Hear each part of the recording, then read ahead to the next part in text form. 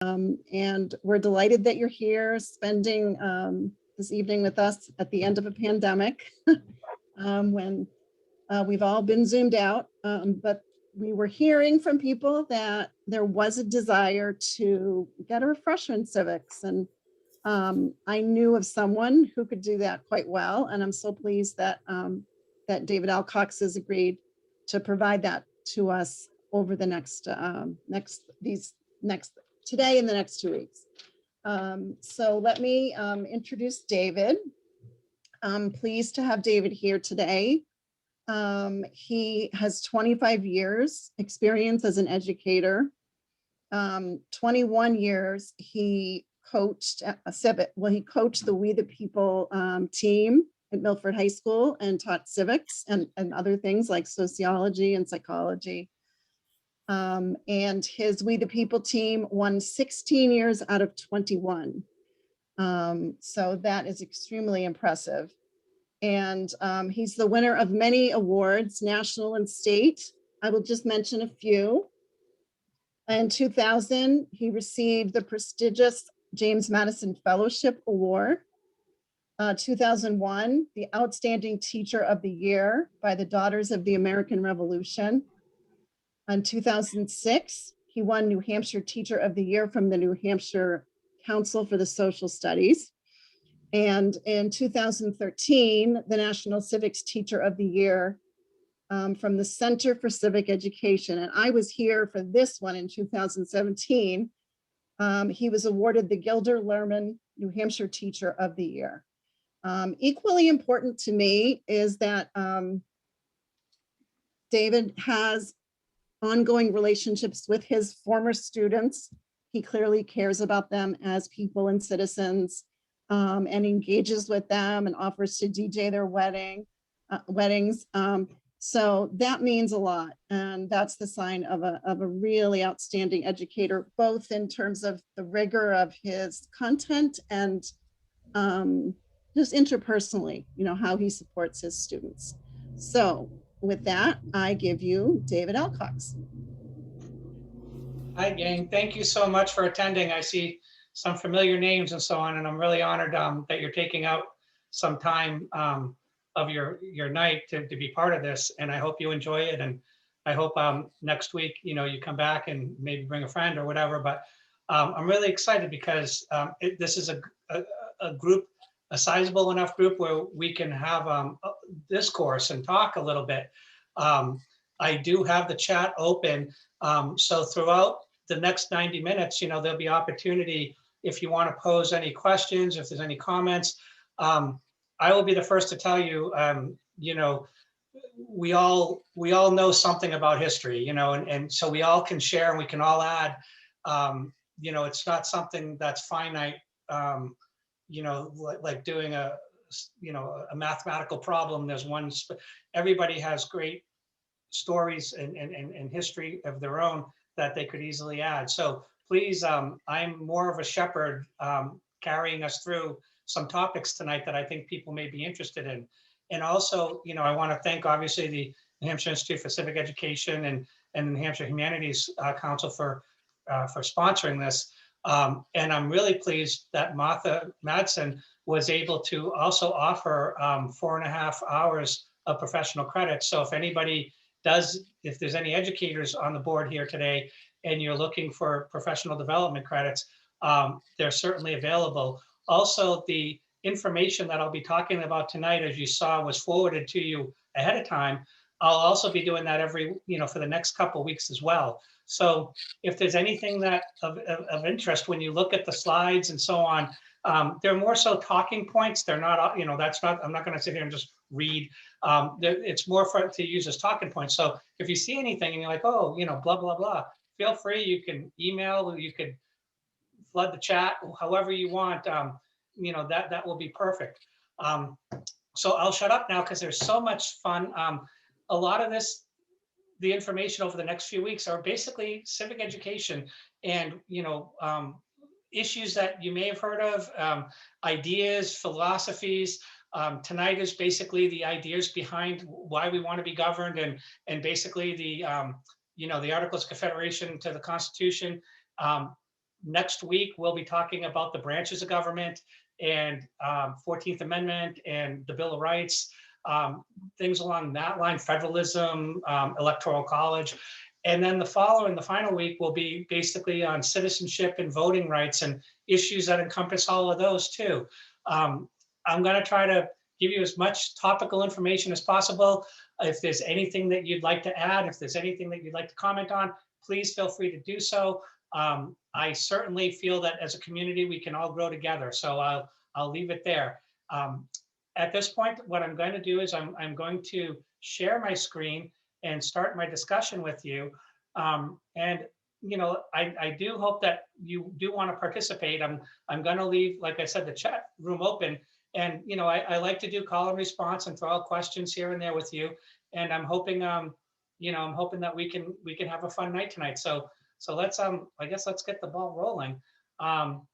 And so obviously I want to welcome you, you know, for coming.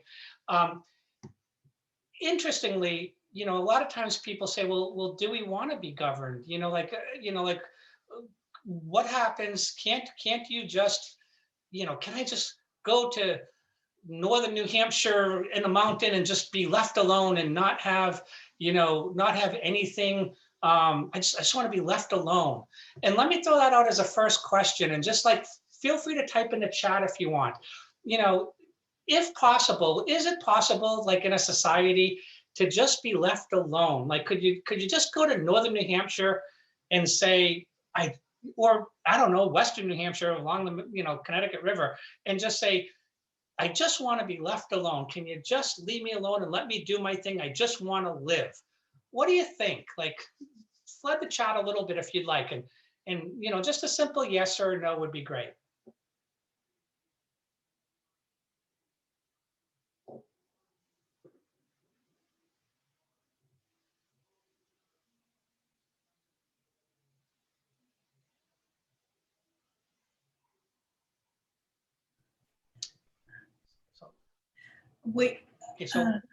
We are social beings.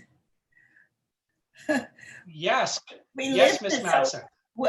We become I guess our nature is to be social. So to live up in the woods by yourself, maybe for some people, but for the majority of people, that's not helpful. Right, the Henry David Thoreau, right? I went to the woods to live deliberately, right? To see what it had to offer. So a lot of you are saying, no, I don't think it's a good idea. We need community. And that is very, very true. Like, you know, if I got hurt, I might need help. So we start to recognize that we want to be governed. We recognize that we don't want to, you know, man is a social creature, and we want to have government. We just got to figure out what's the best government for you. And it's funny, Wendy's comment about paying your taxes. You know, there's the only three legal obligations we have, right, is to serve on a jury, to selective service at the age of 18, and to pay for your taxes. You're absolutely right, as long as you pay for your taxes. And so we recognize that we do like the idea of being governed, in that we want some type of, you know, like why would we want to do that? Well, part of it is like, well, if we lived in a state of nature, you know, everything would be susceptible to be taken from us, right? Like in a state of nature, there are no rules. If you remember the movie, The Lord of the Flies, you know, you see the two tribes on the island, and you know, the only rule was that if they had the conch, you could speak. But it was a state of nature, and so, you know, rules. You know, we like the idea of having some rules, and like I said, in Catch-22, in Lord of the Flies, the one rule they had was whoever held the conch got to speak. So partly is like, you know, we want to have some form of government. And if you look at the form of government, a lot of it, like if you look at the Lockean theory of government, which we'll get into, is, you know, we want protection. We want to protect our stuff, which we'll talk about in a little bit. So here we go, and we sit there and we say, well, we want to form a government. Well, what kind of government do we really, want to establish? The framers wanted a republican form of government, not a democracy, which, if you look at the Athenian form, democracy's demos cracy, mob rule. Democracy arguably gets its origins in from what we call tyranny, when tyrants used to run ancient Greece. And these tyrants, basically what they said went, because they had majority rule and they were in power until somebody didn't like what they were doing, and a mob would rise up and put in another tyrant, which they liked. And this is where you hear the word tyranny. Democracy, again, with mob rule, the framers struggled with that a little bit. And they said, well, why don't we have what we call a republic? Because it seemed to work for Rome. It just needed to sand down, and clean up a couple areas. So they looked at the ancient civilizations of Greece, and they looked at Rome, and they said, what do we want to do? Where do we want to go? And many of the framers, led by Madison, which we'll get down the road, they pushed for what we call a republican form of government. And this is a republican with a small r. And republic basically comes from, the term, res publica, which is a, thing of the people. And so, when you look at the Constitution, it says, we the people, the first three words. This obviously becomes our mantra for many, many reasons. If you look at the Republican ideals, like the Republican philosophy or the Republican form of government, the framers used the concept of what we call classical republicanism, as you see here. And you see what we call moral education, small uniform communities, and civic virtue.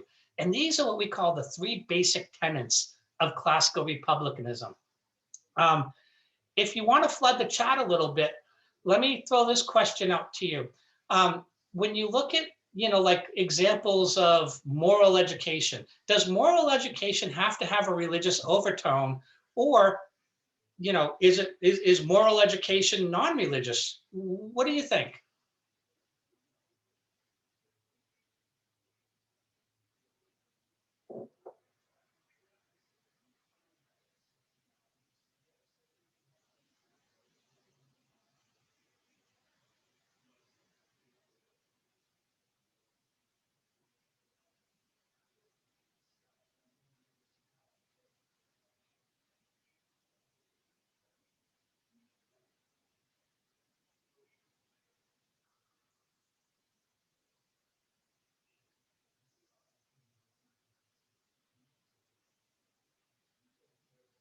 And one of our responses is that it doesn't have to be, but there could be a fine line. And another response is moral can be non-religion, but at the time of the founding, there may have been a religious meaning. You can be a good person, have morals without being religious. And another one is non-religious. And these are all excellent answers. You're absolutely right. And when we talk in the next couple slides, you'll see that, quite often moral education at the time, there was a slant of religion involved, but it was also doing the right thing. Like, what's the right thing to do? And this is a lot of times, as a former teacher, I constantly hear people say, there are certain things that should be taught at home, like, oh, that should be taught at home, and this should be taught at home. And a lot of times what they're really trying to say is, they're trying to practice that classical Republican philosophy by certainly trying to teach certain things at home. Be nice to people. I saw a poster that said everything I ever needed to know I learned in kindergarten. And the poster on the kindergarten was like, be nice to others, offer a cookie to a friend. It's okay to have nap time. And it was really kind of cute. Small uniform communities, why the framers thought small uniform communities would be a popular item is because, in a small uniform community, the key word there was uniform. Everybody kind of has the same thing. Everybody kind of, there's no really, really rich or really, really poor. They're all kind of focused with the right, the same ideas. And we'll talk about factions down the road in a little bit with Madison. But, in the smaller uniform communities, everybody kind of knew the neighbors and everybody kind of knew the community. And I'll give you an example. When we won We the People many of our years, it was really, really easy for us to fundraise to go places because we would set up at the town voting day with our banners. And so many parents would walk by and point to the banner with their kid's year on and go, that was my kid's year, and that was my kid's year. And they would buy a cookie and give us a $20 bill, you know, where in Nashua, when Nashua won one year, they couldn't raise money for the life of them. They were doing spaghetti suppers. They were doing all these things to try to raise money. And when I was talking to the teacher who I knew well, I was like, part of it is because everybody's fundraising in Nashua and nobody really knows like every group or every organization. So it's going to be hard in Nashua. Where in Milford, we have 15,000 people.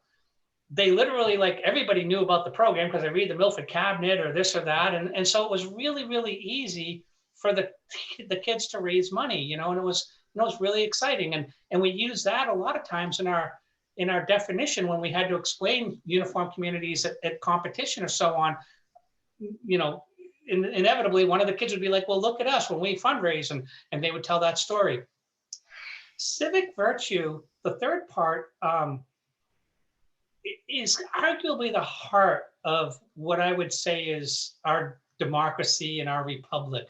And you could fast forward a little bit, you know, to 1836 to 38, when the Marquis de Lafayette, Alexis de Tocqueville, when Alexis de Tocqueville went through the U.S. countryside and he wrote Democracy in America, and he said the most amazing thing about the Americans is that, you know, these voluntary organizations that they're all joining, like everybody's getting in on something and they're really contributing to the fabric of their society.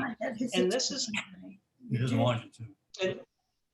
and this is what he meant, you know, this is what civic virtue is. It's like, you know, being part of the community, you know, going out to vote. We have 11,000 registered voters in New Hampshire, in our town, and we had about 2,000 people show up to vote last Tuesday at our voting booth. And it was for town issues, but, you know, it was for the school budget and for the town budget, which combined was about $55 million. And we basically had 17% of our town determined.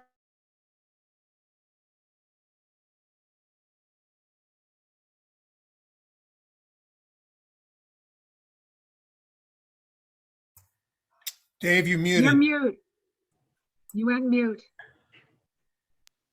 We unmuted? Sorry about that. You know, as a civics teacher, people don't realize the hardest, you know, the government closest to you is the one that has the highest effect on you.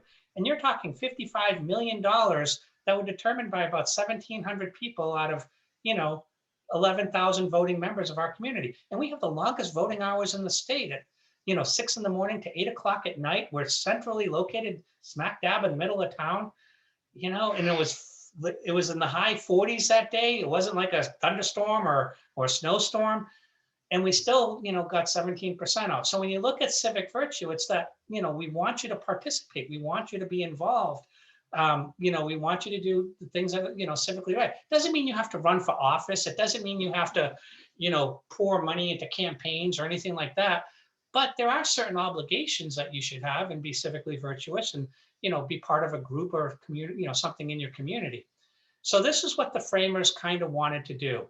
And when you look at the major influences, you know, you're going to have people, you know, like we said earlier with John Locke and the natural rights philosophy, and then you're also going to have the classical Republican philosophy, which we just talked about.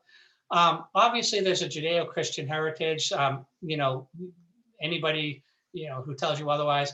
Obviously, capitalism, the Enlightenment, you know, the Enlightenment philosophers, and just to kind of give you a backtrack to that, like if you look at how we get influenced, it was really easy. You know, you had the Dark Ages, and you know, people were dying. You know, things were dark, obviously. Then you had the Renaissance, which was rebirth in Italy and the Medici family and banking and so on. And with the Renaissance, this brought along, you know, the age of science. You had Johann Kepler, Tycho Brahe, Galileo, you know, people coming along saying there's science, you know, scientific method that can prove all this. But then right after the scientific revolution, you know, you had the Age of Enlightenment, which was the age of reason. And you had people like John Locke, who, you know, in his second treatise on government says, you know, if there's laws that govern science, well, there has to be laws that govern human nature. and what are these laws? And like we said at the beginning, do we want to be governed? Well, one of these is that, we want to form social contracts. And, you're going to have people like the Baron de Montesquieu writing, talking about 3 branches of government. You're going to have, oh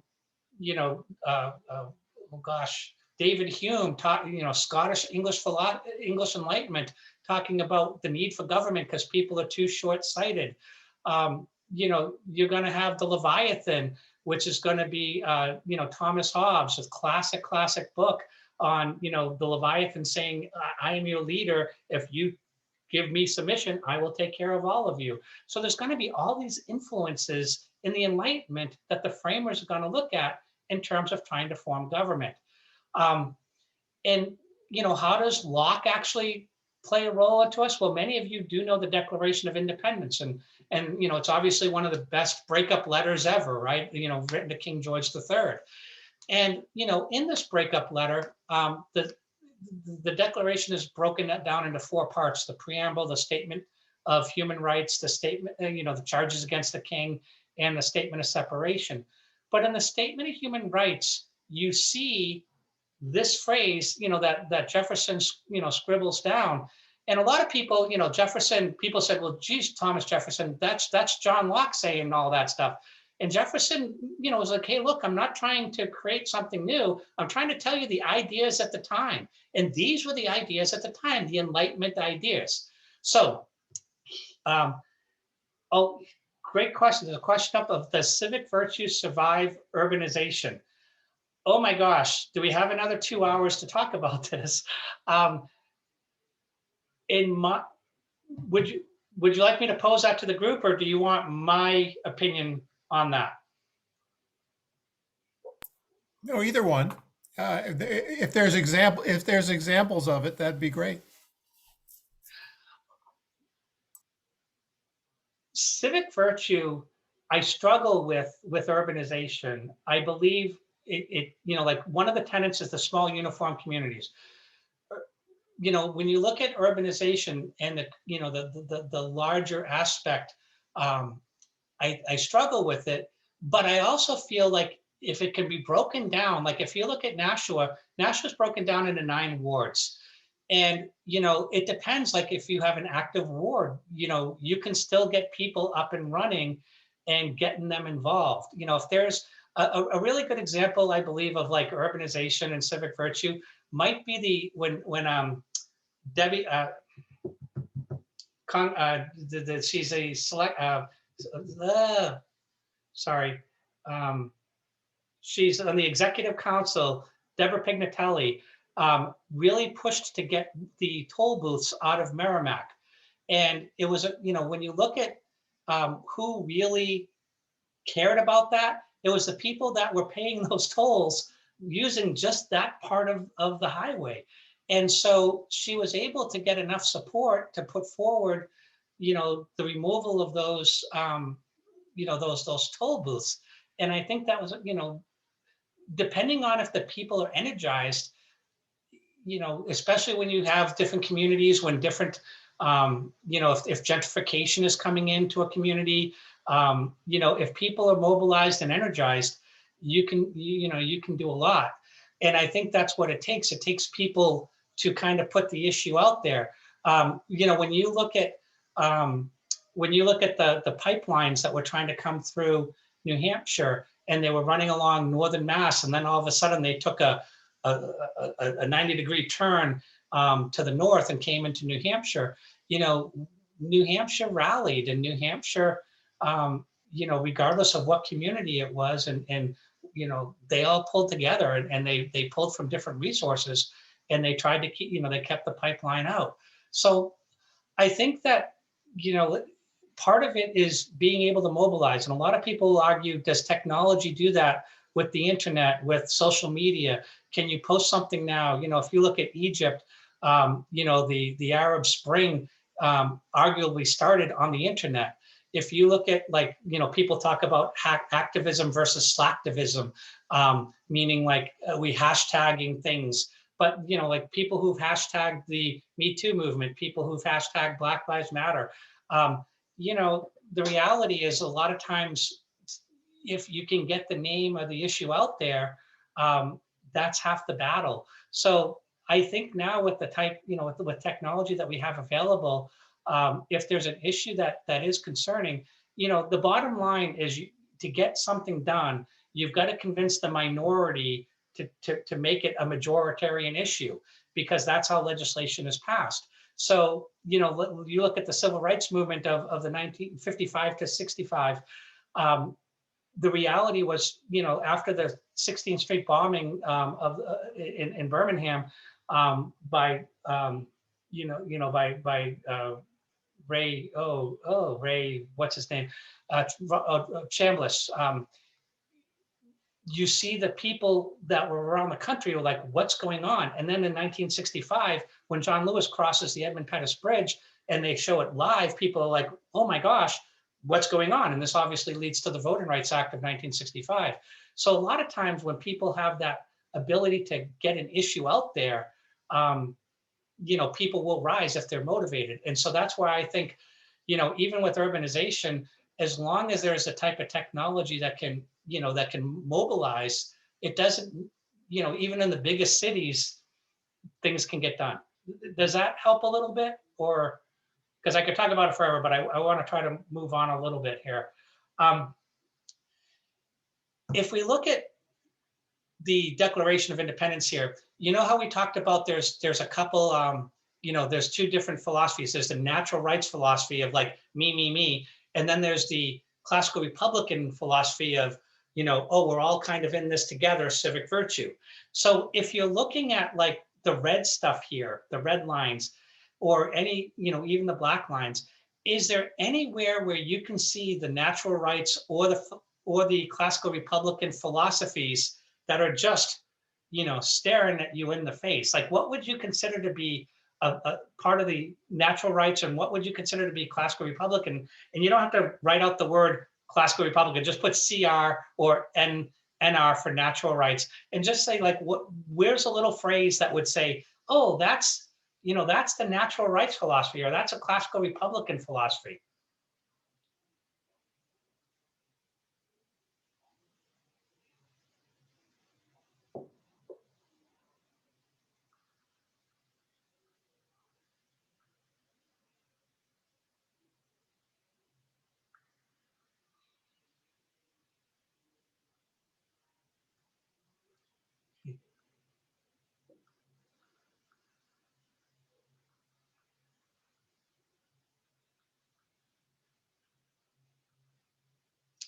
Okay, so one person says that the natural rights all are created equal. Excellent. Another says the consent of the governed. Now, would that be classical Republican, you think, or would that be natural rights with consent of the governed?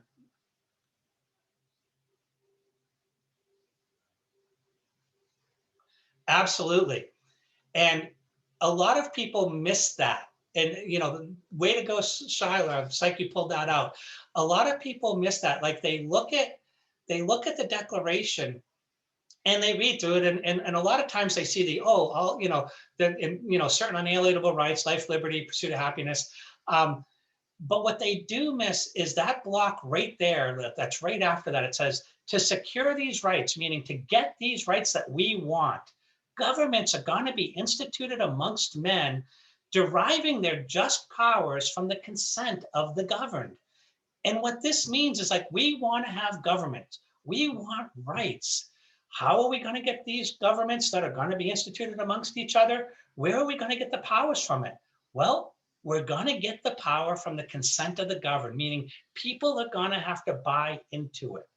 And so, part of this consent is that you're willing to give up some of your rights so that everybody gets along and plays nice in the sandbox. For example, could you go outside and blast your stereo at 3 in.? Well, absolutely, you could easily do that. But why don't you? Well, it's against the law, because now we have zoning, we have usually municipal laws about sound. But just because you can do the phrase, just because you can do it doesn't mean you should. This is a really good example of consent of the governed.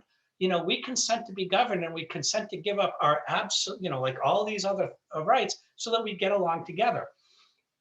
So here's a fun question for you. All these rights, like we look at these natural rights. Natural rights are not the same as what we call an absolute right. An absolute right means like no matter what, it can't be taken away. Like when you look at these unalienable rights of life, liberty, and pursuit of happiness, which under Locke was property, and then it was virtue, and then it was switched to pursuit of happiness by Jefferson. Obviously the government can take your life, death penalty. Obviously the government can take your liberty, they throw you in jail. And obviously they could take your pursuit of happiness, or your, back then your property, because, they can foreclose your home. So what do you think, like, is there any right that is absolute? Like Locke will argue that there's actually one absolute right. Anybody have any idea what that one absolute right might be?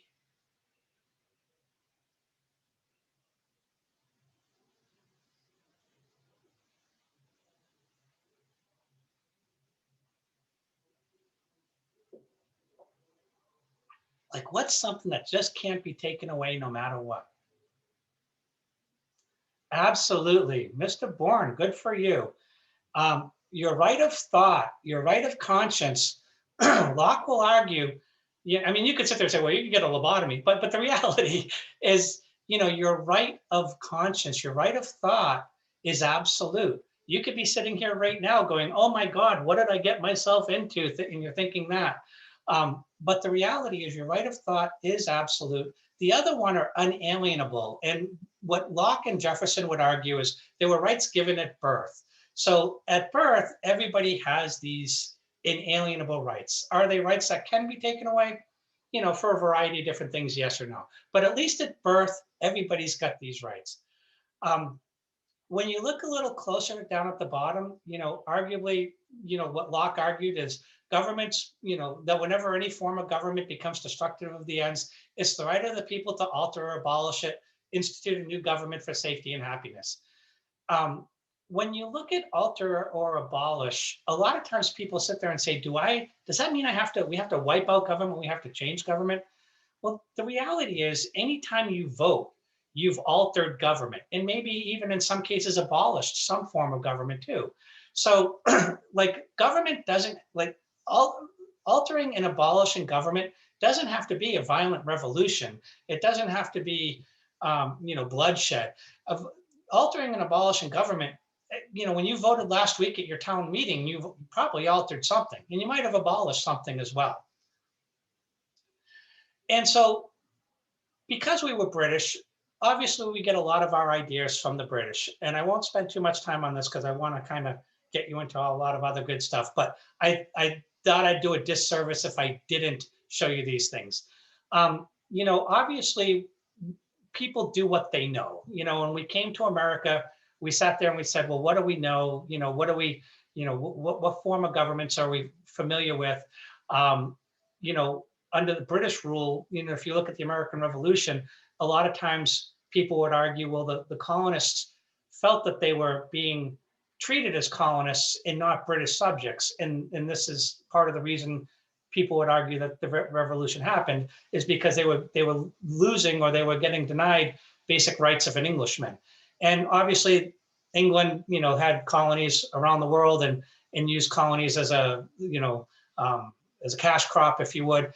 And so, they argued they had virtual representation and, in Parliament, somebody's looking out for you. The colonists said, well, we don't have actual representation, big fights. But under English law, if you look at William the Conqueror and English common law, you had what we call stare decisis, which is let the decision stand. So a lot of times we looked at what we call precedents, like our law was, well, what did we do in the past? What happened? Is this a just, is this a just punishment? Is this a just sentence? So on like that. Other rights of Englishmen, which you saw under the Magna Carta here in 1215, trial of juries, one peers, securing your home under unlawful entry, limits on the government's power to tax. And this comes from obviously Henry I's Charters of Liberties, but also the Magna Carta, which you might be very familiar with. John I is king because his brother Richard the Lionhearted is off fighting, wars, he's off fighting the Crusades. They're Eleanor of Aquitaine, just as a side, is their mom. And so, John knew he was only in power for a short period of time, and he wanted to try to kind of, get what was his before Richard came back. And so he started taxing people, and he started to really throw the taxes down and levy on the churches and so on. And, when you hear the story about the Magna Carta, the barons do take him to a field in Runnymede, and they do hold a sword to his neck, and they do say, hey, look, we want certain rights that we want you to sign to. And, and we feel that there's certain rights of the nobles that we enjoy.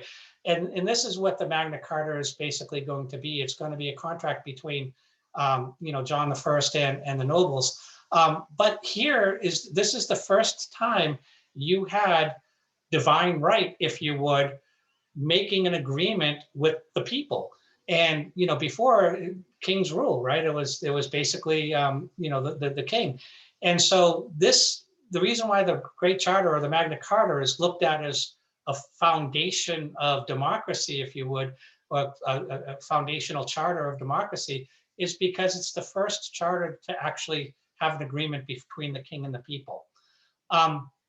If you look at the British model, what do you have? You have the Magna Carta, you have the Petition of Right, the Habeas Corpus Act, the English Bill of Rights, which basically comes, with William and Mary. If we're going to have a Catholic queen and king, the Protestants were like, we want to make sure we have certain rights. And this is what what came out of the English Bill of Rights, which, put ideas such as rule of law. It also put, representative government. And so we do get ideas from the English model, which we carry over to America, because that's what we know. And so much so that when we came to America, before we even got off the boat, a lot of people kind of, they kind of gloss over the Mayflower Compact. But if you look at the Mayflower Compact, before we even got off the boat, people said, we don't want to go into a state of nature. So we better put together a little compact. And if you look at the compact, is there anything in there that you would see like a classical Republican philosophy? Like what would you see there that you would sit there and say, oh, I see what they did?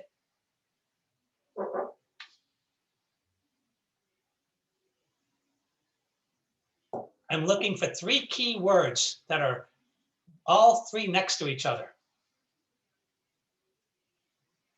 If I had you all in a classroom and you got it, I would throw you chocolate.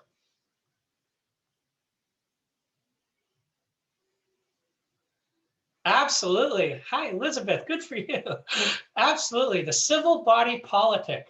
If you look at the Mayflower Compact, look at what we're doing. We're covenant and combining ourselves together into a civil body politic. Why? So we can stay alive. Like we want to live. And the bottom part there is kind of like, ooh, now you see the Puritans and their power, but unto which we promise all due submission and obedience. So that was 1620. Now let's kind of, I'm just going to jump really forward to 1783. And if you look at New Hampshire has our state constitution. And a lot of people don't realize we have a part 1 and a part 2 in our state constitution. And what's kind of funny, well, I'll get to when we do constitutions later, but our part 1 was our Bill of Rights. And when you look at it, look at the first things, like, obviously we always try to pay attention to what's important. So we always kind of write those things down first, right? Look at Article 1, 2, and 3. Do you see the ideas of classical republicanism and natural rights just kind of pouring through? Now, again, this is 1783 with our state constitution. And so, I mean, my gosh, you have equality of men, you have natural rights, and you have how society is formed. When men enter into a state of nature, a state of society, they surrender up some of their natural rights to that society in order to ensure the protection of others. And there's a number of things like our state constitution, our Bill of Rights has a lot of really cool little, articles in it. Article 10 of our state constitution, the right to revolution. What free government in the world will give your people the right to revolution? Although, when you read Article 10, obviously after you've got to go through the whole channel of everything. You can't just be like, let's revolt.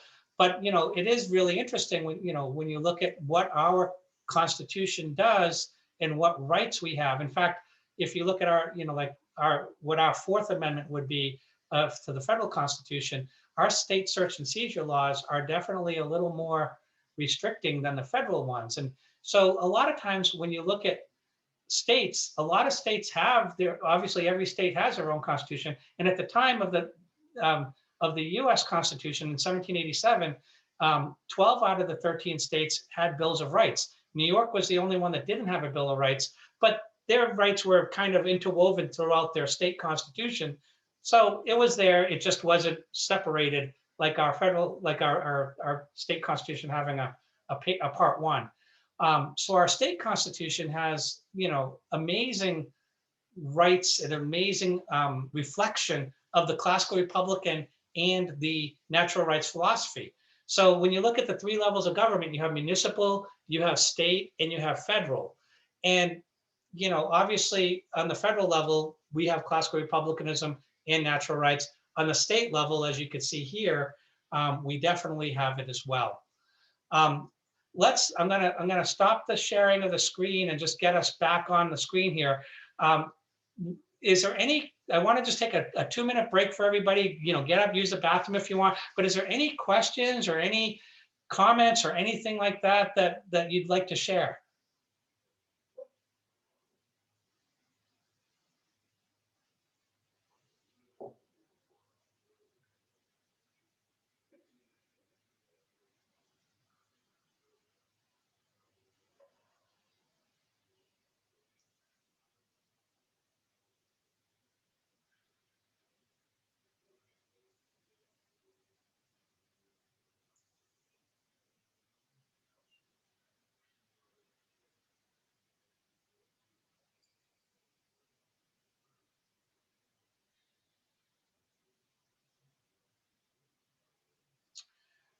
Shiler, good to see you. If you want to unmute, I'd be happy to talk with you.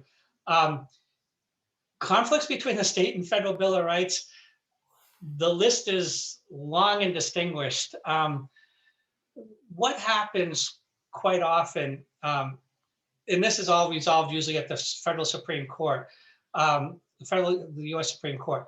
A lot of times you have what you call the incorporation doctrine, which, like the Bill of Rights, when it was first created, it was only what the federal government couldn't do to the state, to the people, you know what I mean? And so that was sort of like the anti-federalist, they're like, look, we want to make sure if we subscribe to this government that we're going to get protections from this federal government. And Madison was always like, well, guys, these are the rights that, the federal government won't do to you, but it goes, don't worry about the federal government. He's like, it's the states, it's the one closest to you guys, you're going to have to really worry about. And so for the longest time, states could make their own laws. For example, the First Amendment, Congress shall make no law establishing, like free exercise or the establishment of religion, right? But Massachusetts, the Congregational Church was the official religion until 1837. So states could make their own laws, and you're in media, like look at New York, like the first major case you could argue that incorporated, freedom of speech is Gitlow versus New York in 1925. And this is, Gitlow, I believe, he wanted to, pass out pamphlets and say speech and stuff. And New York was prohibiting him. And so, it goes to the Supreme Court, and the court and the Supreme Court's like, well, maybe we should incorporate the First Amendment to the states, and that's going to be with Gitlow. So like the incorporation doctrine, you could argue, starts with the 14th Amendment in 1868, but the first real individual case doesn't happen until Gitlow. But Map versus Ohio in 1961, Dalry Map, search, like the fruit of the forbidden tree, if you would, like when they come to search your house, they're looking for a fugitive, and they open up her footlocker at the end of the bed and finds pornography. And in the state of Ohio, they had anti-pornography laws, and they're like, well, you got to go to, you got to go. She sues, goes all the way to the Supreme Court, and the Supreme Court says, no, that was a illegal search, fruit of the forbidden tree doctrine gets established, and, the search and seizure gets incorporated. Even the most recent one to get incorporated is going to be the Second Amendment. Like, the Second Amendment for the longest time was one of the last few incorporated rights under the Bill of Rights, but McDonald versus City of Chicago incorporates, some of the Second Amendment stuff. The reality is, like, when there's a conflict, if there is a conflict, it usually does go to the Supreme Court. And a lot of times, it depends if it's a state case or a federal case. If it's something that's on a federal level, then the federal law will win. If it's a local law, I'll give you a really good example of search and seizure. In New Hampshire, there was a very famous case called Sterndale versus New Hampshire. The police officer pulled up behind the car, saw the person whip something in the back seat, got the person, felt that the person had been drinking, saw the bag in the back, went to go lift up the, get the bag. The superior, I'm just kind of really, shortening this case. The Superior Court in New Hampshire said, oh, you're fine, you could look in the bag. The state Supreme Court said, no, you should only be able to search within what we call the wingspan. So under the New Hampshire law, like I said, their Fourth Amendment is, our Fourth Amendment's a little more strict than the federal one. Under the New Hampshire state Fourth Amendment, the new wingspan is now our, that's our standard, if you would. And so, yeah, there's definitely, you definitely can see conflict. This is part of the concept of federalism, obviously, and has the states ever won out? There's a very famous case, U.S. versus Lopez, about guns on school property. Is a school property gun-free zone? And the federal government tried to use the Commerce Clause by saying, oh no, we should be able to regulate guns on school property. And the states sued, and they said, hey, wait, the Commerce Clause is interstate. The school districts are all within the state, so you shouldn't be able to have any type of bearing on that, and so when you look at that fight between the state and federal, a lot of times, is it a federal issue? Is it a state issue? But and what's the prevailing principle, if you would? But yeah, in fact, a lot of the things that end up at the Supreme Court, you got to figure out there's about 1,000 or so cases that are always, kind of have a writ of certiorari to the U.S. Supreme Court. There's about 70, 75 cases on average that the U.S. Supreme Court will take up. And a lot of times it's about a conflict between one of the circuit courts, like this circuit court says, like, this is okay, but this circuit court says, no, that's not. And so somewhere that conflict has to get resolved. And usually, like, if it's a right of an individual, they're going on what the law is maybe of that state, and if it applies, if it should be on a federal application. Does that help at all? Yeah. Is there any other questions that we've had, like from the topics that we were talking about in the last hour? I know it's a little meat and potato stuff. It's a lot of like, why do we have government, and where does it come from? So, okay. All right, well, let me jump up then if we're in a good spot. And I'd like to share the rest of the stuff with us, and we can kind of move a little bit. So the second half is going to focus on basically how we get the Constitutional Convention up and running, and what we should do. And so obviously, this is the resolution for the Declaration of Independence that you see Richard Henry Lee put forward, that these united colonies are and ought to be free and independent states. And so this is, this is the idea that we need to finally branch off and go away from this. And part of that is what we call, we recognize that the English government wasn't working. And there's a thing in government that we call organic law. And organic means of the soil. And so when you look at, like how do we govern ourselves and how do we want to govern? Part of this is what we call organic law.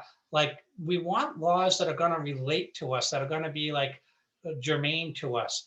And so this is what Richard Henry Lee was doing, with the Declaration. Like, look, we need to kind of put forward this. This is what's going to lead us to our separation. And, what a shock. The first form of government that comes down the pike for us is going to be what we call the Articles of Confederation.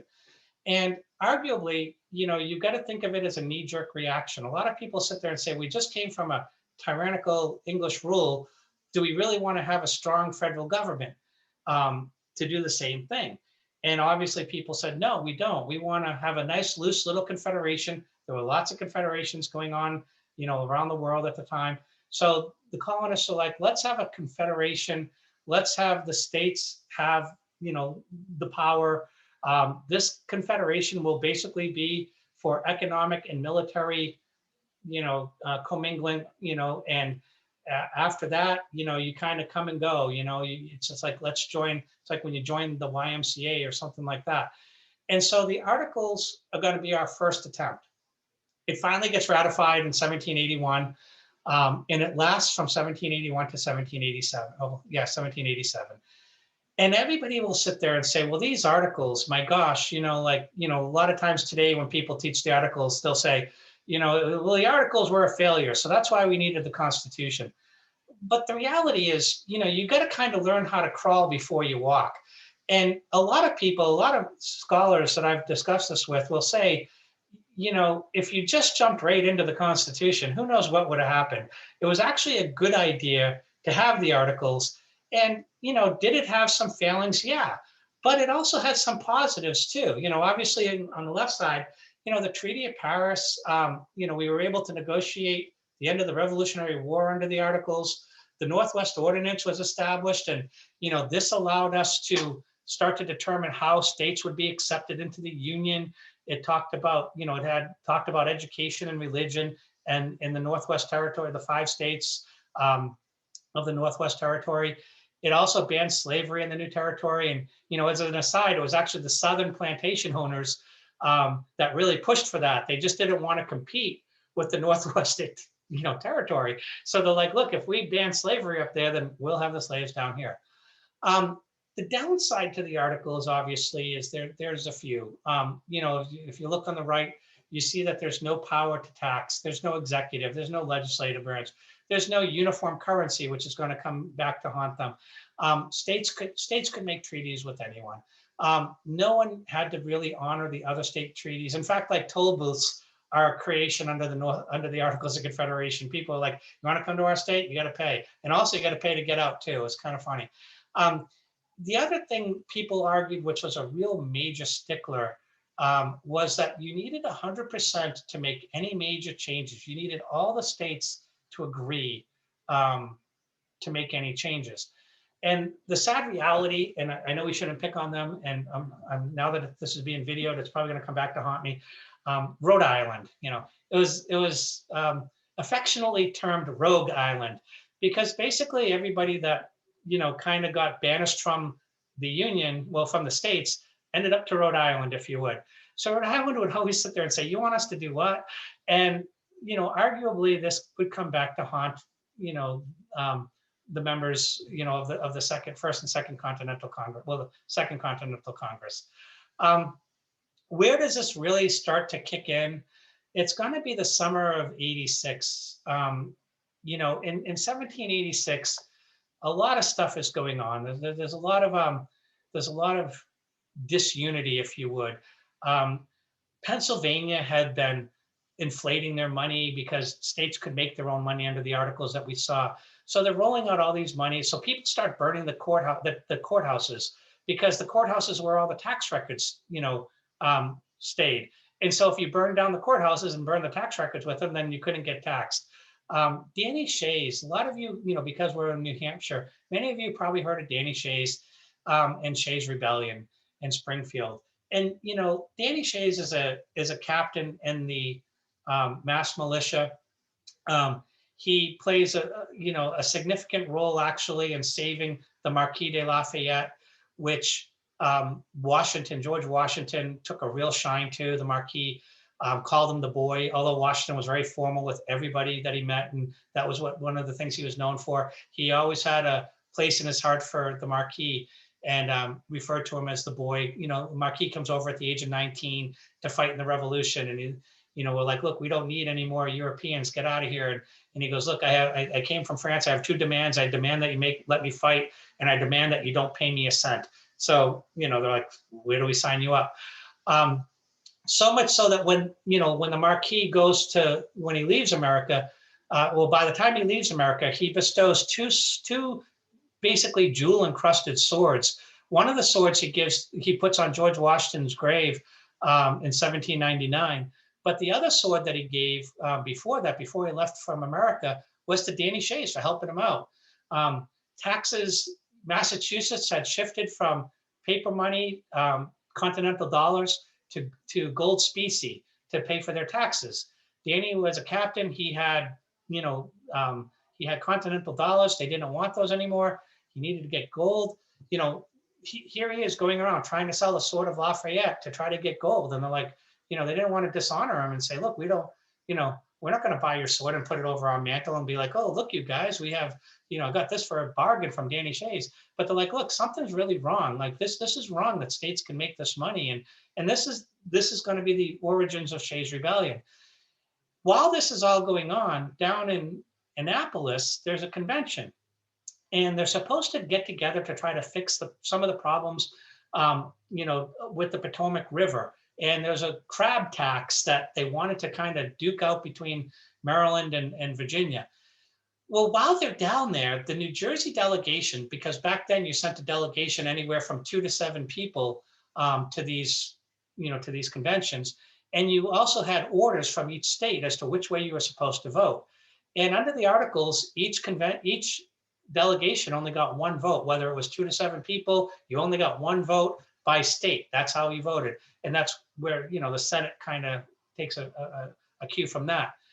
Well, the New Jersey delegation, in their orders, it said, geez, if you guys need to make any changes to government to address the Articles of Confederation, we give you that, that power to do so. We'll let you make those changes.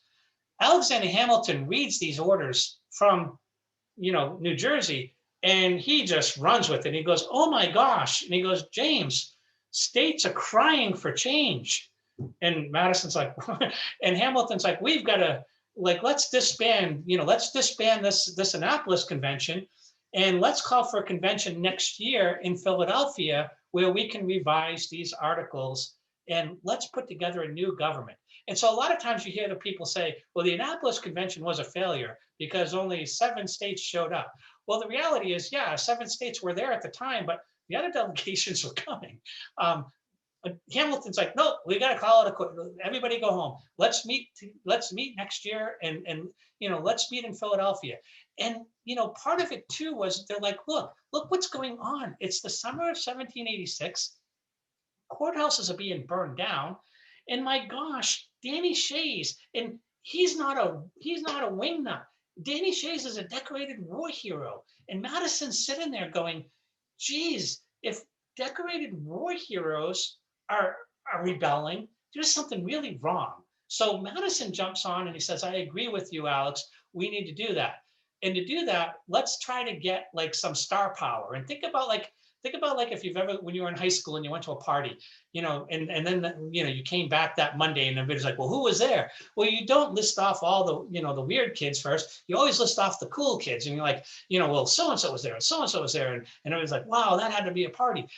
And so Madison knows this, and Madison says, I need some star power. And so he focuses on two people. Anybody, and there, two of them are kind of below there. Anybody have any idea who one or two of the people may be that Madison like really said, if I get these two people, sort of like Field of Dreams, if I get these two people, they will all come. Who do you think the two star power people are down there?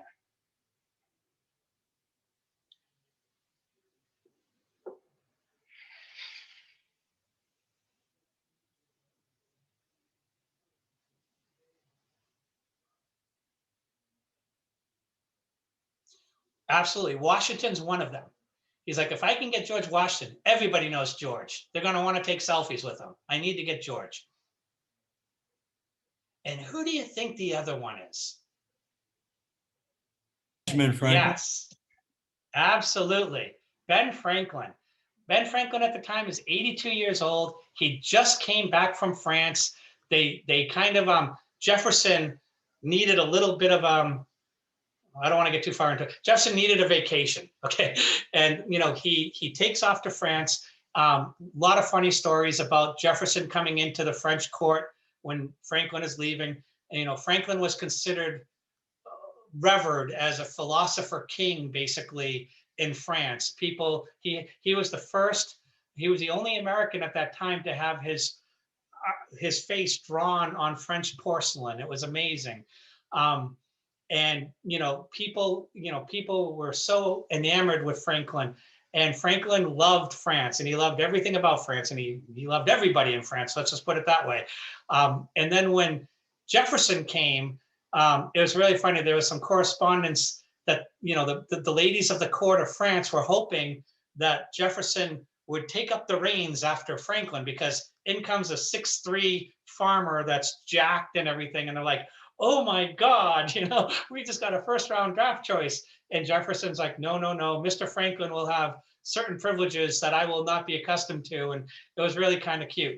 But Franklin was 82, and he was so revered when he came back to America that they knew that if they could get Franklin and Washington, this would be an all-star, you know, everybody would show up, and they did. Washington, just as an aside, never really speaks. He does because he is appointed the president of the convention, never says a word throughout the entire convention. He felt it was his duty to go. Plus, he lived down the street from Madison, so he was another Virginian. And, you know, arguably the only time the only time Washington spoke was on the last day when they were trying to amend looking at some of the amendments. And this not to the Bill of Rights, but they were looking to, you know, change some of the things about the Constitution. And one of them was for representation. Do we want one congressman to represent 30,000 or 40,000? It's the only time Washington ever really spoke. Other than that, he remained quiet. Down there, you see a few people, you know, the two people to the far right that you see are your two people. The one to the farthest right is John Langdon, and the one inside of him in black and white is Nicholas Gilman. Those are your two representatives from New Hampshire to the Constitutional Convention. I just thought I'd throw those in there. Their claim to fame basically is Nikki Gilman seconds the Electoral College. If that, I mean, yay. But other than that, that's their, you know, like that's the New Hampshire kind of delegation. And they showed up late. They showed up in July. They had to pay their own way. That's why they were kind of late. Then you have Gouverneur Morris and Ben Franklin, and to the left of Franklin is Hamilton. Hamilton gives the longest speech of the convention. You know, Gouverneur Morris speaks the most at the convention. Gouverneur Morris is also, if Madison is the father of the Constitution, Gouverneur Morris is the grandfather. Gouverneur Morris from Pennsylvania comes up with the structure. He does the articles and he does the preamble. Like Gouverneur Morris was very, very instrumental. A lot of people don't give him a lot of credit. He lost a leg in a carriage accident, so he had a peg leg. You know, he had a very interesting life. And obviously to the left, you see Madison, who's the father of the Constitution, and Washington. And arguably it's Madison who comes with the Virginia plan that he gives, you know, that he wants to put forward. He, you know, and it's the Virginia plan. I'll talk about that in a little bit here, and Washington. And if you look at it, you see that the average age is 42. There's 55 people that go. There's a lot of new convention rules. Everybody had to speak, at least once on the topic. Nothing could be recalled. And the interesting thing is you talk about today where we all want transparency and so on like that. This is the exact opposite. When they get to Independence Hall in Philadelphia, Madison literally pulls down the shades, locks the door, and he goes, look, you guys, here's the deal. You're the best and the brightest, all right? We've got people from 12 out of the 13 states. Guess what state doesn't come? Rhode Island. We have the best and the brightest here. I need you to brainstorm. And many of you have probably been in brainstorming sessions where you say some really stupid stuff, but it's out there and it gets out there. And so the framers are sitting there and Madison's like, I want us to just think about everything. I want ideas to come out. Let's figure this out. Let's see what we can do. Because at the end of the day, we need to form we need the government, we need to do something.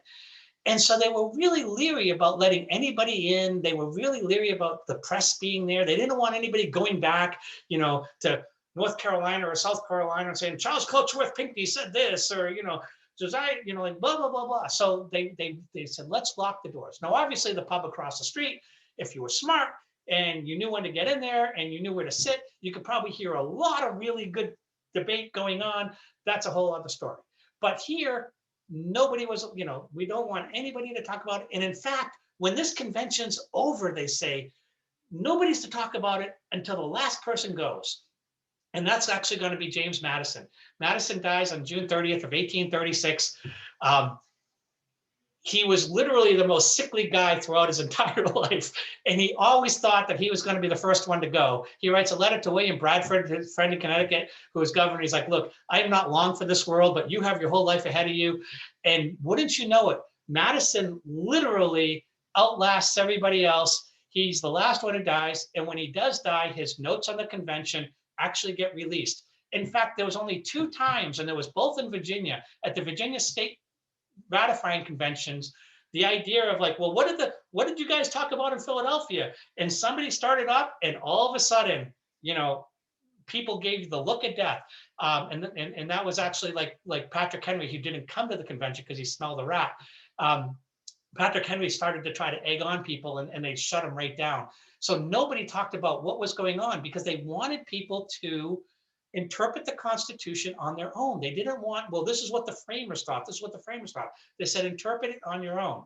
Just incidentally, as an aside, and I have to tell this because I feel like I wouldn't be giving you a service. Part of the thing, like when I talk to my students, is I try to show them the humanity of like the framers so that they actually know them and they feel like we're talking dirt. Many of you know that on July 4th, 1826, that Jefferson and Adams both die on the 4th of July, right? And, Adams actually dies. Actually, Jefferson dies at noon. He goes, is it the 4th? And he dies. At 4 o'clock, Adams dies. And he's like, well, Jefferson still survives, which kind of shows you how wrong Adams was once in a while. But, so he dies at 4. But what a lot of people don't realize is that James Monroe also dies on July 4th in 1830. And so, or 1832. So he's gone on the 4th of July, right? And he's president number 5. So Washington dies in December of 1799. John Adams dies July 4th. Jefferson dies July 4th. Monroe dies July 4th. And now Madison, it's June 30th. And they're like, we could give you drugs to stretch you out to the 4th if you want. Madison's like, no, I think nature needs to take its course. He goes, I don't want to start setting a precedent for future presidents. He's like, I don't want everybody to have to feel they have to die on July 4th. But it is just kind of just to put in the back of your head. It's not just Adams and Jefferson who die on the 4th of July. What's significant about them is they die on the 4th of July, 50 years to the day of the Declaration of Independence in 1776. But it's kind of cute that Monroe also takes one down for the team. So once Madison dies in 1836, the notes are released and people can start to read the notes on the convention. Are they complete? Well, they're as complete as they could be with, Madison trying to do everything he was doing at the convention. but it is a really good read. It tells you what's going on throughout the day. So what's the plan? Well, there's a few plans that are introduced here to try to get our government up and running. And everybody knows the Virginia plan, and it's introduced. And basically, the Virginia plan calls for, representative government in both the House of Representatives, based on population, and it also in the Senate based on population too. So, Virginia is a big state. And obviously, population is good for Virginia. So when the Virginia plan's introduced, this looks like a really good idea. But William Patterson, William Patterson of New Jersey says, hey, wait, this is a bad idea because I'm in New Jersey and I'm in a small state. So I have my own plan. We want to produce the New Jersey plan. And under the New Jersey plan, it called for, one vote, just like under the Articles of Confederation, right? We want each state to just have, one vote. And, they're like, what are we going to do? What are we going to do? Well, along comes the Connecticut plan, and this is going to be Oliver Ellsworth and Roger Sherman. And, they're going to introduce what they call the Connecticut plan, which is going to be what we call the Great Compromise. And this Connecticut plan is basically going to be, well, let's put a House of Representatives, which will be based on population, and let's put a Senate, which is going to be based on state, So each state will put 2 senators, they'll get 2 votes, 1 vote each, regardless of how big or small the state is. And then in the House of Representatives, that'll be proportional based on representation. And this becomes what we call the Great Compromise. And so the funny thing, and the reason why I put New York, Hamilton's reality check, is because a lot of people don't get taught this, but it's brilliant. And this is sort of like history could have been different if ... People are fighting about this. They're like, well, under this new Great Compromise, under this new Constitution you're proposing, you're going to have representatives are going to have a 2-year term, where under the Articles, we only had 1-year term. The Senate's going to have a 6-year term, where that's crazy. You never see that under the Articles. You have a president for 4 years that can be elected over and over and over and blah, blah, blah, blah. And so everybody's looking at this new Constitution and they're like, I don't know, compared to the Articles, this doesn't look to be that great because, under the Articles, the states had more power and more liberty. So Hamilton brilliantly introduces what we call the New York plan. He calls for president for life, and he calls for senators to be elected for life. And he's like, well, what about if we do this? And everybody's like looking at the Hamilton plan, and they're like, that's way out there. And what it did in reality is it made the new Constitution, the compromise, look a lot better. Do you know what I mean? It's like, hey, I don't want to deal with the Hamilton's plan, but this new Constitution, it's not so bad. The other thing is, it just really fixed the defects of the Constitution, of the Articles. If you look at the Articles of Confederation, and if you look at the 7 articles under the Constitution, it literally fixes the Articles. The preamble right off the bat, it says we the people rather than we the states. A lot of people sit there and say, well, the Articles wasn't so bad. Could we have fixed the Articles? There was a huge structural difference between the Articles and the Constitution. Under the Articles was an agreement of the states. We, these unified states, these United States. That's the Articles. The Constitution is we the people. So the Articles is an agreement between the states. The Constitution is going to be an agreement between the people. Huge, huge fundamental shift, if you would, okay? Article 1 is going to deal with the legislative branch, and it's going to define powers. Something, that the Articles of Confederation struggled with. They didn't have proportional representation. Like we said, 2 to 7 people, 1 vote. You had to do what your the state legislature said. So under the new legislative branch, under Article 1, you actually had, a House of Representatives and a Senate, and they each made their own rules. The second was an executive branch. Under the Articles, you had no president. There was no, in fact, one of the running like trivia questions is, who was the first president of the United States? And the answer is John Hanson, right? And why is John Hanson the first president? Well, he was appointed as the president of the Continental Congress when they did, and it's like, well, you know, but that's just like putting the foreman in charge of a jury. It wasn't like a real president. It was just like, we needed a leader. Here, we actually have a separate executive. And you also have a judiciary where we never had a Supreme Court. And people argue, well, what would, what do we do? Like, what happens with when the states want to, fight against another state? Like, what if there's a need something resolved? And so when you look at the judicial branch, the only two things that can be done with what we call original jurisdiction, where the Supreme Court will hear it before it works its way up, is state versus state issue, and also ambassadors. Do states fight against each other? If you live in New Hampshire and you remember the Portsmouth Navy Yard, yes, states fight against each other. and I'm sure you all know which way that ended up. So we needed an independent judiciary. Now, this is something brand new. If you look at Baron de Montesquieu, when he wrote The Spirit of the Laws and looked at the English Constitution, the English government, he really thought there were three branches. He didn't realize the Star Chamber was still part of the, their executive, if you would, and so they looked at it, oh, there's three branches.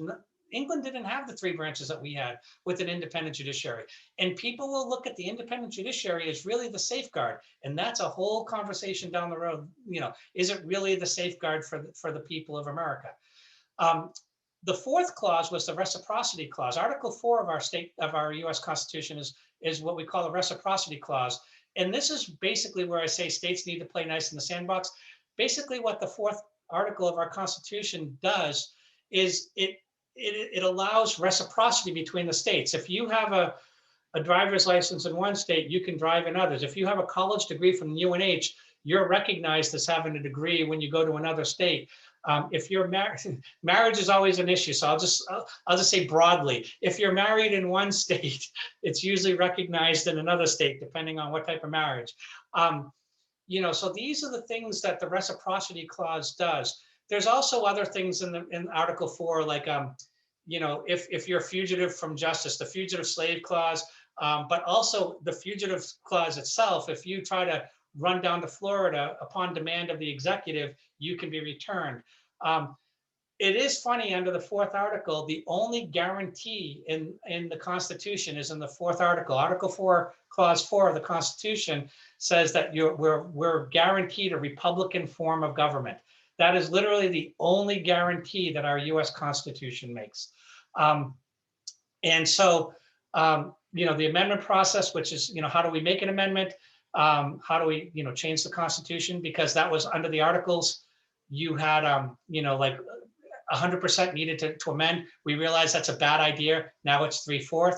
The supremacy clause is who's the boss. Basically, Shila's question earlier was like, are there conflicts? Well, the reality is the Article 6 of the Constitution says the US Constitution shall be the supreme law of the land.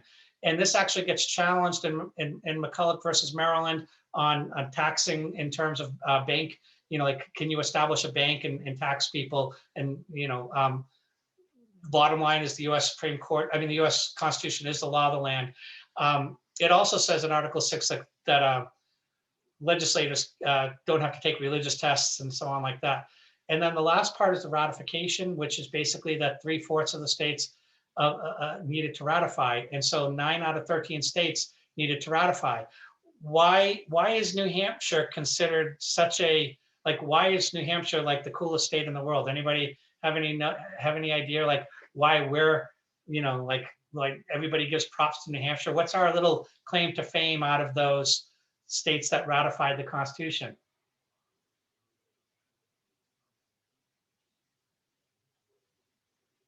What do you think?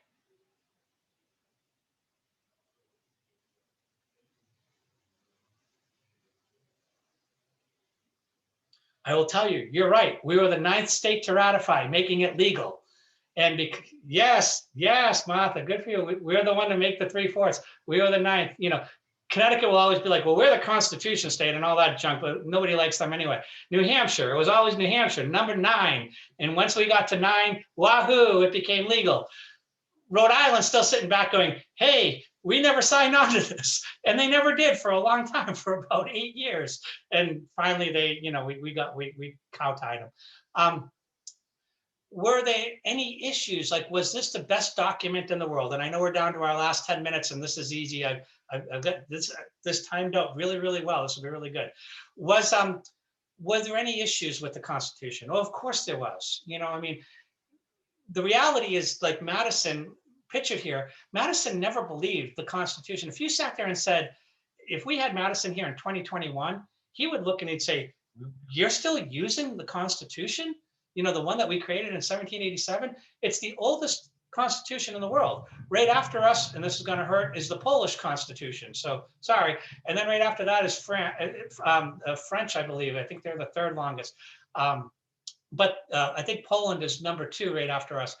Our Constitution is the longest. Madison always felt that at some point, like the Constitution should be like a jacket that you can patch it every once in a while, but at some point you need to get a new jacket. You know what I mean? He would have never believed, as much as he was the father of the Constitution, that it has lasted. And it's kind of a credit, you know, that the amendment process and the ability to, you know, use the Constitution the way we need to has worked for this long.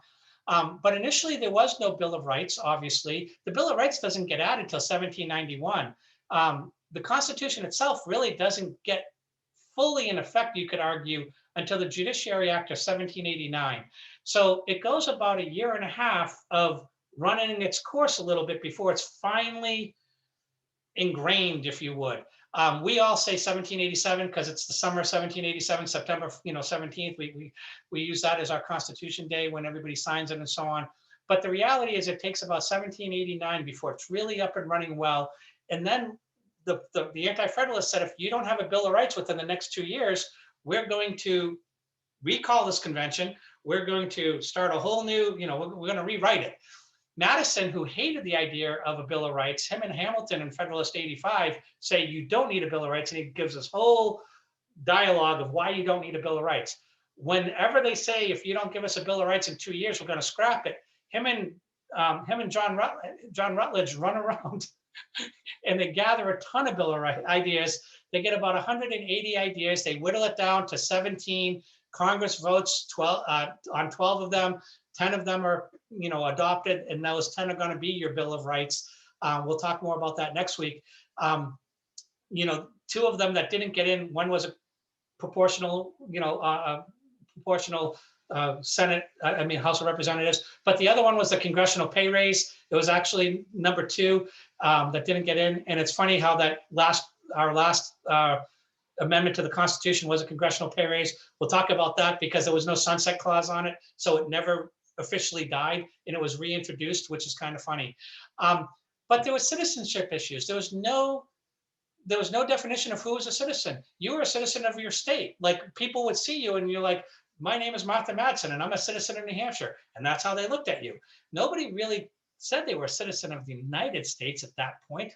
Citizenship won't come along until 1868 under the, people did refer to themselves as citizens, but it was never formally etched in stone until the 14th Amendment in 1868, where it said any person born or naturalized are now a citizen of these states and the country they reside in. And obviously slavery, you know, like, people sit there and they say, why didn't they just get rid of slavery at the time? You know, we had the opportunity.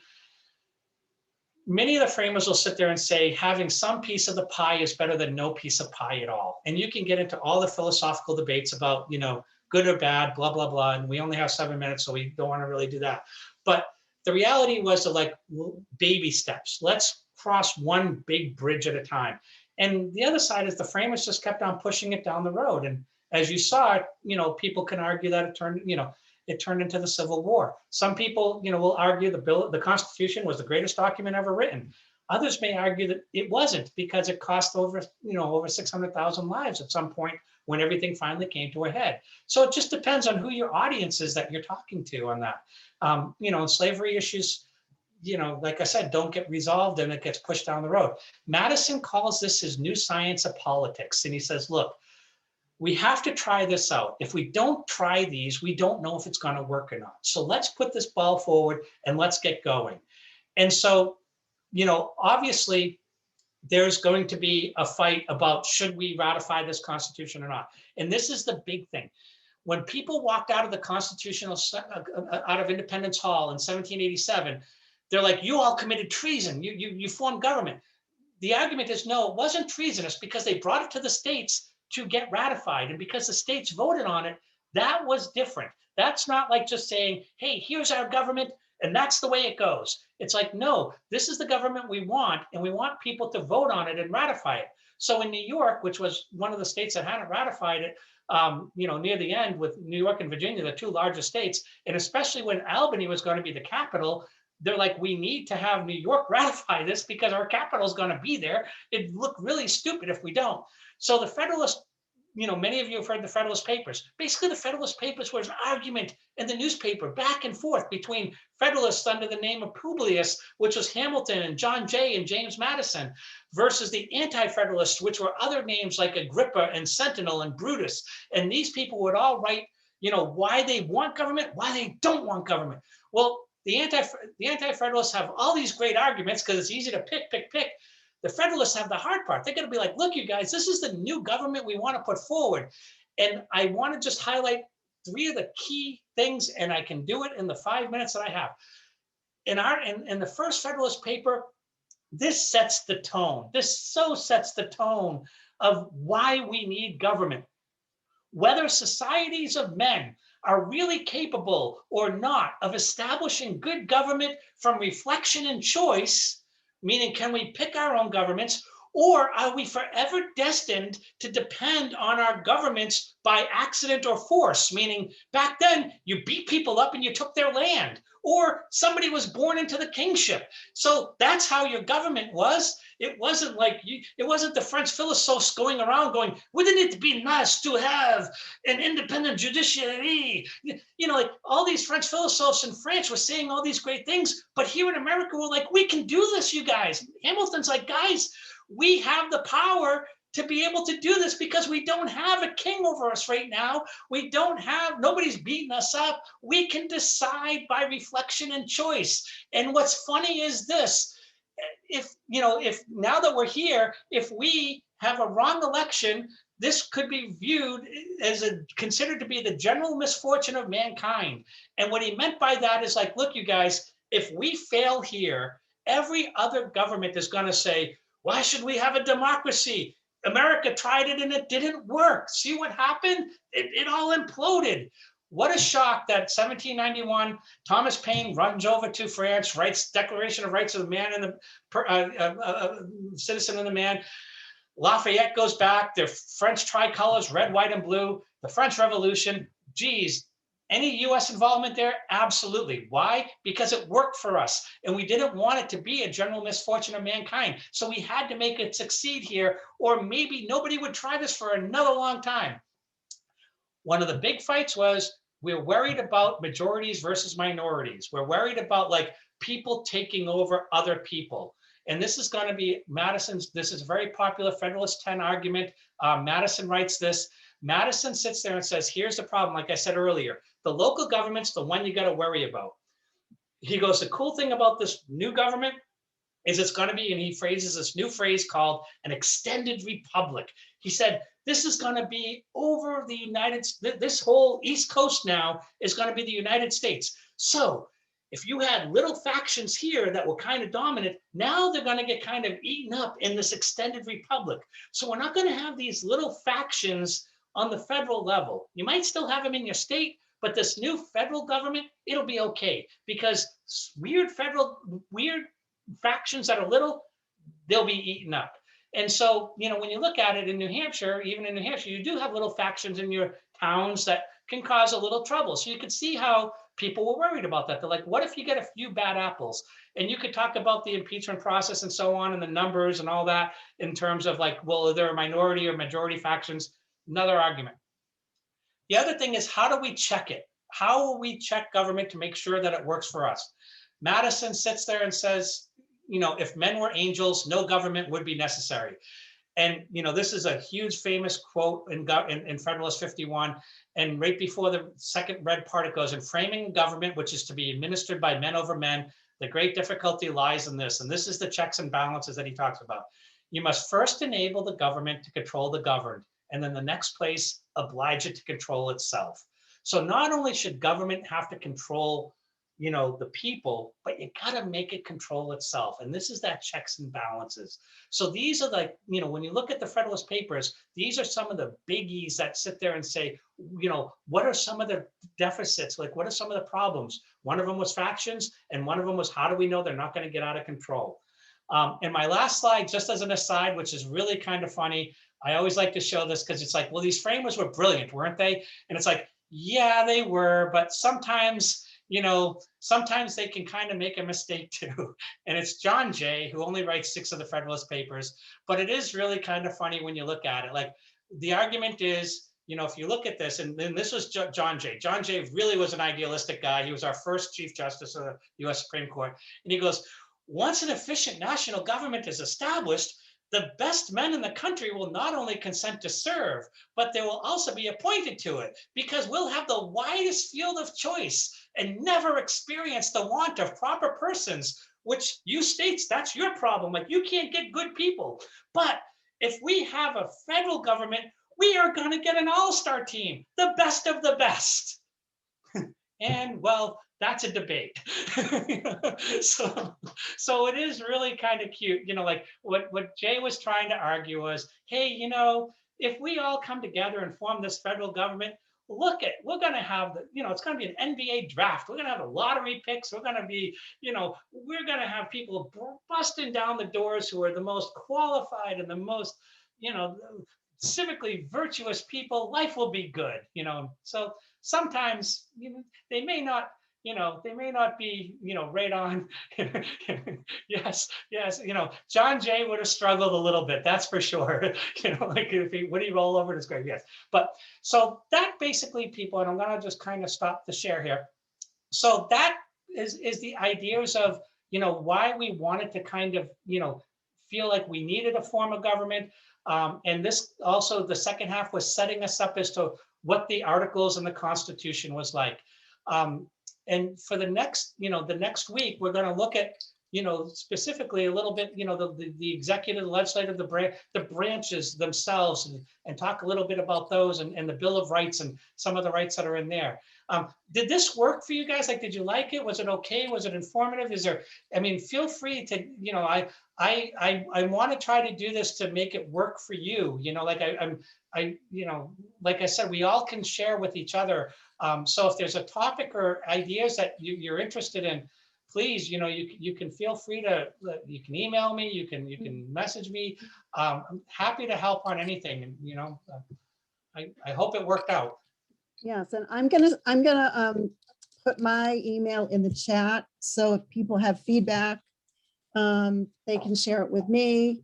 We will be sending out an evaluation, but that we're gonna do that at the end of the 3-week series. And we do want to open this up. So if you have friends you think would be interested in joining next week or the week after, it's still open to that as well. And I do want to thank Dave for his time and all his preparation, and for all of you for being here. And thanks also to the New Hampshire Humanities for their support of this series. And thank you for coming out, because, I hear many times people sit there and say, I wish we had a civics conversation, while I'm sitting at the voting booths. Many adults come by and go, how can we get, how can we talk about this? And thank you. I know, it's 7 to 8:30 at night, and there's a lot of things you could be doing, but I really, really appreciate it that you wanted to come out and chat a little bit. And hopefully you picked something up tonight that was useful or helpful, or may help you win Jeopardy, because basically all history nerds win Jeopardy. So, I think you'll be fine.